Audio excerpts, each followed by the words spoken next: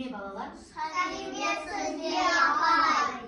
Балалар, сендер қандай ұлттық ойын туралы түрлерін білесіңдер? Асық-ату, алдаспақ, көкпар, мандала. Керемет балалар. Бүгін мен сіздермен тақия тастама ойынын ойнағым келіп тұр. Балалар, мен сіздерге ережесін түсіндіріп кетейін.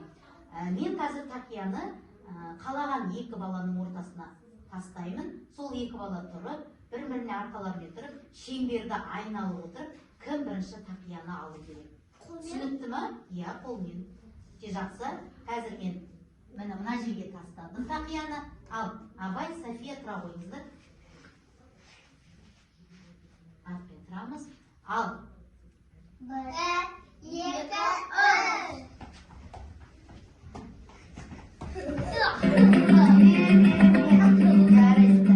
Абай бірінші жетті, балам? Абай бірінші жетті, керемет. Ал, отырамыз. Отырамыз. Тағы да жалғастыра кен?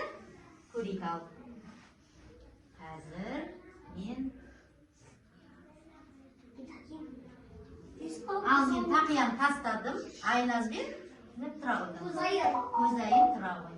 Ал, бір-бірлермен арқаларымен тұрып. Ал, балалар санаймыз. 1, 2, 3.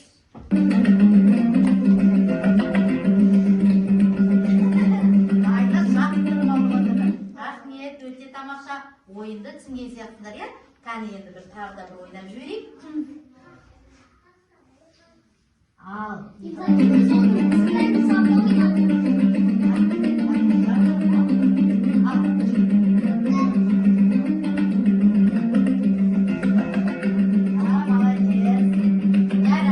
Керемет, бізде қыздар да өте шапшаң жылдам екен.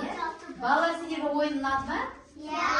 Қоржындарыңа енді осы ойынды да салып алыңдар. Өте жақсы. Рахмет, ана жерге отыра